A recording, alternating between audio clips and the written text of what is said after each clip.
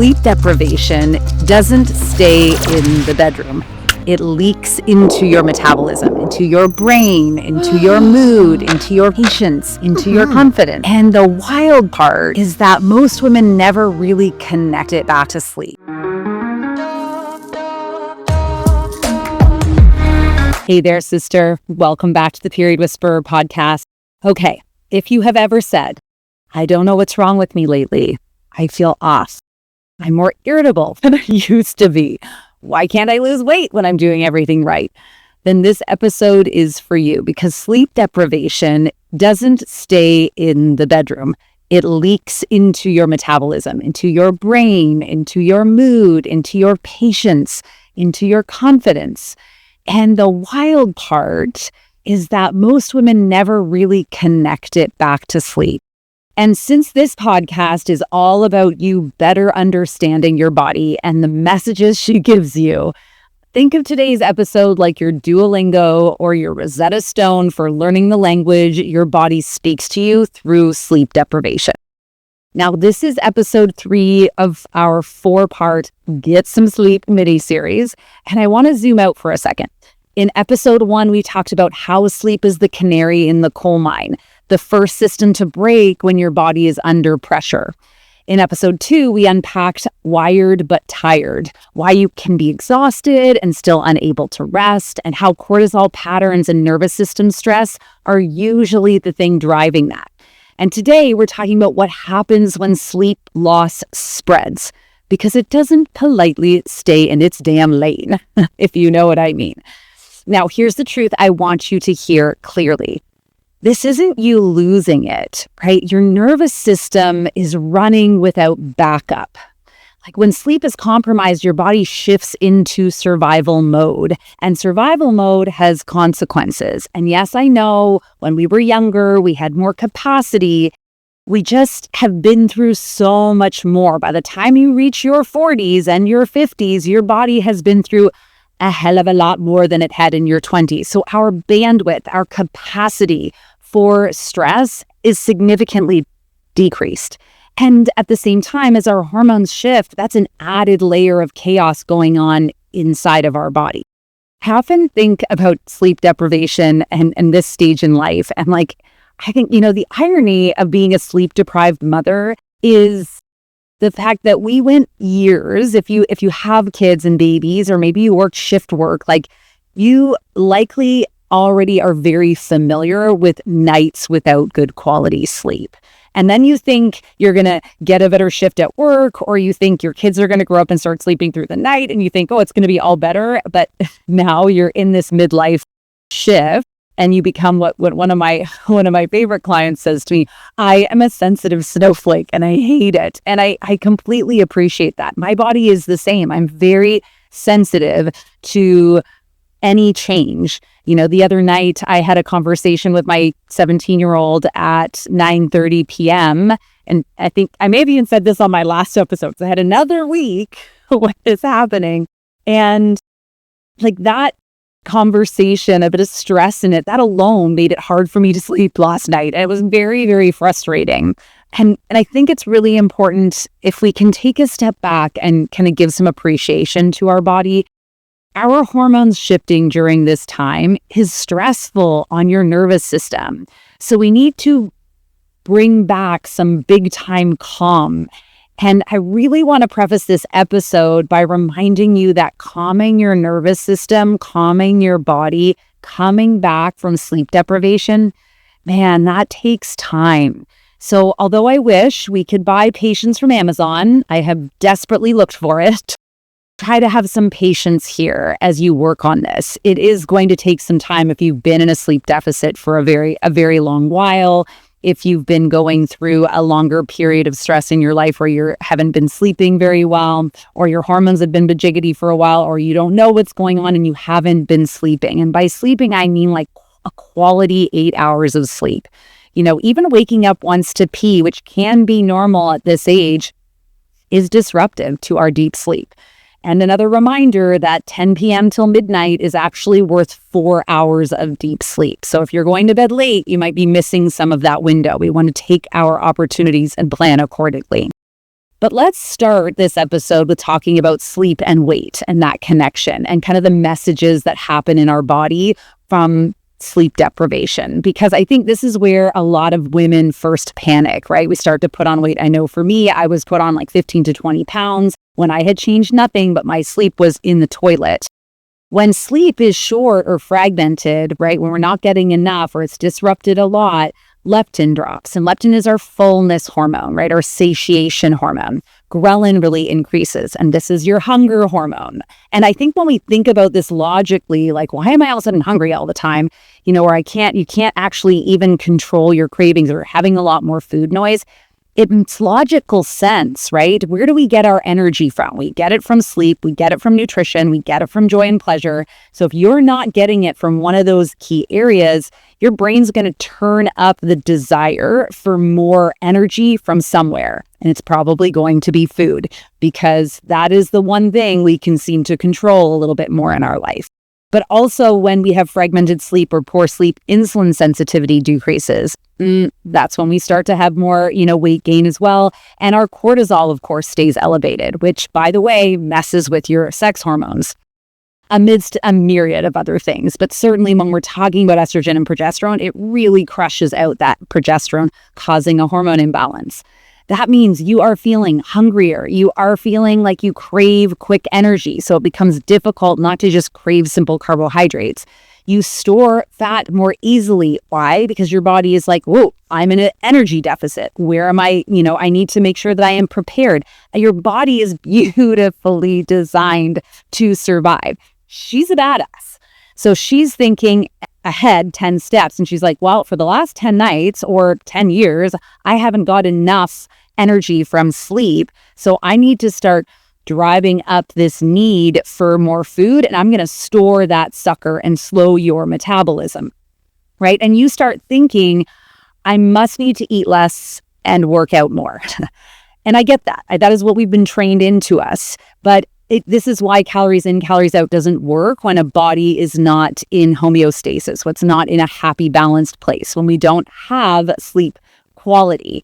This is exactly the opposite of what your body needs. So if this is what you've been thinking too, this is the messaging you're thinking, like your body's having these cravings, your body is, having can't stop thinking about certain foods, and you're thinking, oh, I need more discipline, you're misunderstanding the language. We need to go back to Duolingo and Rosetta Stone and learn what it's saying.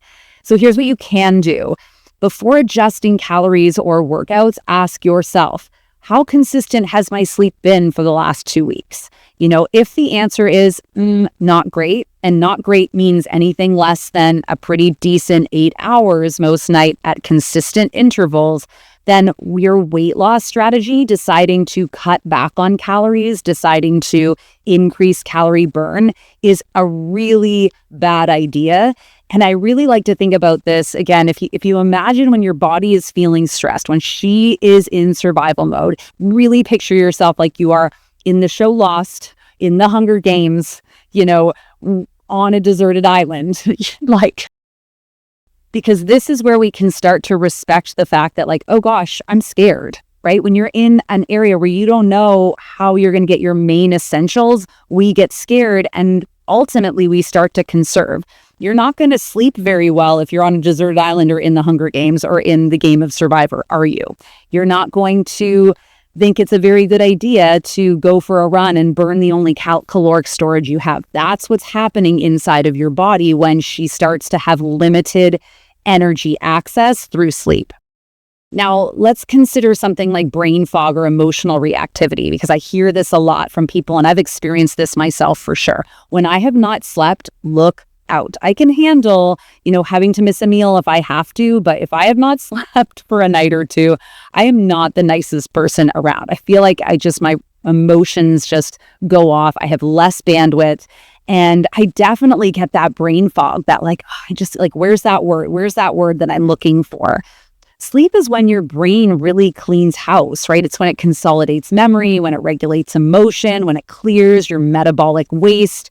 So when sleep is crappy, your focus is going to decline, your patience is going to shrink, your anxiety is going to go through the roof, and small problems start to feel really, really big. And it's not you being dramatic. And frankly, it's not necessarily your sex hormones. You don't need to check your period app and figure out what part of your cycle you're in or think maybe it's my sex hormones. It's so much more than this, right? You're neurologically under-supported during this time. And get this, high performers, that's you type A women out there, high achievers, which I work with many of you, and I am blessed to because I am one of them myself, and I absolutely appreciate it. The perfectionists, those like have my to-do list, got to get it done, or I don't feel like I've accomplished anything today. You guys notice it last. It's like we put on blinders because we're so determined and we're so disciplined to get things done that we don't even pay attention at all. We don't even notice. We sacrifice our entire health to accomplish the thing that we need to accomplish. We override it, right? You compensate, you push until one day you show up on my door or book a call with me because you can't do it anymore. And that's just the reality. That was my reality, harsh reality 7 years ago now, where I just was like, oh, I literally cannot outwork. You cannot overproductive and over-accomplish when your body is in this unsupported neurological state. Like when you just can't. So when it comes to this emotional regularity, if you're noticing these messages from yourself or you don't have the same bandwidth where you can't seem to grasp words and you think back and you're like, ooh, haven't had the best of sleep over the last couple of weeks, that's likely where it's coming from. Now, here's one that I think is really important. Let's talk about libido and relationships. I know that we hear a lot about, oh, in perimenopause, your libido goes and all, and that can be very real, right? When our testosterone drops, when our estrogen drops, when lubrication drops, this can absolutely impact libido. However, I think this one really surprises women. Poor sleep lowers testosterone. It lowers our estrogen balance. It increases cortisol. It reduces our dopamine. And the translation of that, lower libido, lower motivation, lower emotional bandwidth, right? And then layer in less patience, shorter fuses, more miscommunication. And sleep loss can quietly strain your marriage, your parenting, your friendship. And you think it's a personality issue, you think it's perimenopause, but it's actually a physiology issue going on inside of us. We have to solidify and work on and prioritize this sleep piece if we want to build health on these things, right? So if you are thinking back and you're like, I've slept really great the last couple of weeks, and I still have no interest in a sex life, and there is still no lubrication, then hormones might be that answer for you. Again, we don't know unless we test and dig deeper and look under the hood. So let's talk a little bit, though, about sleep and anxiety and depression, because I think this is another big thing that we start to see increase significantly in these midlife years, right? Our anxiety goes up or our mood gets a bit lower, or maybe we get a little bit both of these things. And of course, when sleep is disrupted long enough, mood changes follow because serotonin production shifts, cortisol rhythm flattens, inflammation increases, blood sugar becomes unstable, and you can't feel mentally steady in a physiologically unstable system. And this is where I really want you to hear this. This is not weakness. This is not aging. This is not you failing. This is a nervous system that hasn't recovered. And I keep driving this home because I think often I work with clients and they kind of just want this quick fix, right? And I'm the same thing. I want tell me what's the thing. And this is what I do love about peptides. And you hear me talk about peptides, they can be so beneficial, but they don't fix a weak foundation, unfortunately. There is no quick fix. We often have to do this deeper nervous system work that is unsexy and not fun and doesn't feel like it's working because we actually have to do it for weeks at a time. Real nervous system regulation really doesn't start to work. I think, often, deep breathing, we can notice it right away. We can start to notice okay, the body has calmed down. But just like if you have, if you've ever fostered a child or fostered an animal that's been abused, that trust, that calm takes time. And it takes as long as it does, depending on how consistent you are and how bad it was, right, before them. So if you're feeling more irritable, if you're feeling less motivated, if you're feeling foggy, if you're feeling stuck with weight, short-tempered, this is, again, not you losing it. It's not you falling apart. It's your nervous system running without that backup we talked about, right? It's like now you're on the deserted island and hey, there's no one else there. There's no one else there and you have no idea when someone is coming. And that, like, no amount of self-discipline is going to fix that. So what I want to say clearly here is that you have to take the time to address that nervous system and sleep before you can try to control your body with eating less and moving more. This stage, lifestyle tips really aren't enough. We need data, right? And it really helps me. Like sometimes I start to talk about this stuff and I'm like, whoa, it seems a little depressing because life is so demanding. It just is. I know that. Even just opening up social media and seeing what's going on in the world feels like a massive demand. Like, how can I help? What can I do? Oh my gosh, the world is going to shit, and pardon my swearing today. It feels like one of those days that we need data in this time. This is what helps us clarify so we don't feel so entirely lost, right? Once sleep loss and sleep deprivation really starts affecting our weight and our mood and our focus and our relationships, we're kind of past like just better sleep hygiene, right? Go to bed early and take your magnesium and make sure you have blackout curtains. Like we're a little past that point when we start seeing these whispers from our body turn into these screams, right? The stuck weight is screams. The mood, like being reactive, is a scream from your body like, hey, now you're not listening to me. We need to make changes here. So this is where I think testing can become so much more empowering for us, right? What we're looking at and what I really want to encourage you to consider and what I like to look at for my clients and myself is, of course, Dutch testing. We talk about this a lot on the podcast, dried urine testing for comprehensive hormones. We're looking at cortisol rhythm. What is your cortisol pattern? I see upside down versions of our cortisol pattern.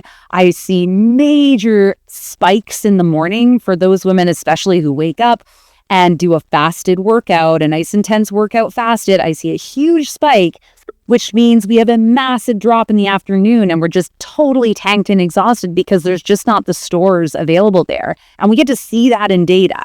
And when you see that in data, I think suddenly you're like, oh, this morning workout really isn't working for me. And we can start to detach from what the world is telling us, how we need to do things. And we can start to do things based on what our body is saying. I know for me, historically, for a long time, I was seeing this elevation of cortisol at night. Well, I'm sure I had that last night after having that conversation with my teen. But certainly if I am up working late, if I am scrolling social media or doom scrolling some of the news these days, I'm going to see that cortisol spike then. If I'm watching scary or high intense shows, you're already in Survivor. We don't need to watch Survivor at night, right? We need to bring calm and watch. One of my really good friends texted me and was like, maybe you should watch some Barney at night. And I had to laugh, but it's true. When we think about how we treated our children, getting them to sleep at night, we put on like really gentle, lovely bedtime shows, or we watched or we read like beautiful bedtime calming stories. We did not allow them to be like playing video games of shooting things late at night or anything that's stressful and driving that cortisol up. So needless to say, I digress. In a Dutch test, we get to look at that cortisol rhythm, which is so helpful. Of course, we get to look at estrogen and progesterone balance because if you are imbalanced, that is very stressful on your body, right? The body is designed to bring us back into balance. It's also a workload. If we're out of balance in our hormones, the body's working or hoping to work to try to get there. And if it can't get there because it's too stressed doing other things, then we're in real trouble. We also look at androgen levels. We look at the insulin and cortisol overlap, right? Blood sugar stress patterns. So we get to see a lot in that Dutch test that really helps us. And I know when I sit down with a client and go through things, I'm like, what are you doing at night? Why is this cortisol spiking, right? We can really see where things are happening. Or I can very much validate and be like, you must be just exhausted in the afternoon. This is where I sometimes find that going through functional labs can make me feel a bit like a psychic. I am not psychic, but we can see the messages that your body is telling you, which I find so fascinating. And the first time I went through my own functional blood work, I was like, oh, it was humbling, but super motivating to be like, okay, now I see where I can focus my efforts. Because we can't throw everything at the body at once. We want to kind of go for that low-hanging fruit and really support that piece so that we have more bandwidth, so that we can do more things, so we have more bandwidth. You see where I'm going here? I also always love running that GI map. It's that stool test that helps us look at the gut microbiome. We're looking at endotoxins. We're looking at parasites that can drive up a lot of stress in the body, that can really keep the body stuck for a long time. Histamine drivers, gut inflammation affecting sleep cycles, right? We're also getting to see methylation patterns. So how well you are clearing your hormones, your stress hormones, your sex hormones, how efficiently you're detoxifying that estrogen. When our estrogen is not detoxing, that creates a lot of anxiety in the body, a lot of inflammation in the body that absolutely can impact our sleep. So this is where generic advice and conventional labs just can't address the unique patterns that functional testing can in you as an individual who has lived this life for 4+ decades, right? And has a very different story along with your genetics that brought you here to this point. Okay, that was a lot of information, but I want to give you some action steps, right? So before testing, even before anything else, here's 3 things you can do to help stabilize this nervous system. And when I'm telling you this, I mean, we need to do this for 30-ish days or at least 3 weeks, right? Number 1, stop cutting calories aggressively. Stop cutting out macronutrients, right? Yes, we want to cut inflammatory foods. We know they're doing a disservice to us, right? We know if you have wine and it's messing up your sleep at night, if you're having caffeine and it's messing up your sleep, it's time to pull those things out. You know, if you are eating a lot of sugar or snacking a lot at night and then you're having a crummy night's sleep, it's time to pull those things out. If you're under eating, it is time to eat more things, right? We need to eat enough at each of your meals. One of the most effective things that I find helps so many of my clients is learning to feed your body the way we fed our children. Wake up, eat breakfast within 2 hours, eat enough in that breakfast, enough protein, fats, and carbohydrates to keep you full and satisfied for 4 to 5 hours until the next meal comes along, and so on. So do this. Be consistent with your nutrition for 3 weeks, 4 weeks if we can, and see how that stabilizes and calms the body down. Remember, she's desperately trying to figure out where this energy is going to come from to handle this transition going on in your life right now, as well as everything else that you're doing. Number 2, avoid adding more intense workouts. I believe very firmly that we need to move our bodies every day, but if you're having crummy sleep, I know it feels like it goes against everything, but I really encourage you to take 3 to 4 weeks off of strenuous workouts. Yes, move your body, get those steps in, yes, do yoga, do mobility work, do stretching, do some nice mat Pilates or even some reformer Pilates. Do the type of movement that's working on small muscle, that's not adding more stress and creating a massive energy demand for your body to repair from. We will get you back to the workouts that, build muscle and support your hormones, that will protect your bone density, all the things that we know we want to be doing in midlife. But if right now your energy is going to repairing from these intense workouts, we don't have the energy to repair the imbalances that are there. So we kind of have to stop spending money over in this area so we can get out of debt. It's kind of simple budgetary info, right? The simple budget. Stop spending money on unnecessary things so that we can bring the body back into balance, so we have that energy. And then when we build up a surplus, we can go back and invest in what we want to invest in to look and feel our best long term. And finally, I think step number 3 is really stabilize your blood sugar within 60 minutes of waking. So I know I said 2 hours, 1 to 2 hours. Within 1 to 2 hours of waking, eat a meal. Yeah, eat a meal. Some people tell me, well, I'm just not hungry, and I appreciate that. But that's because that's how your body has trained to be. We need to, and that's why you are here in this situation.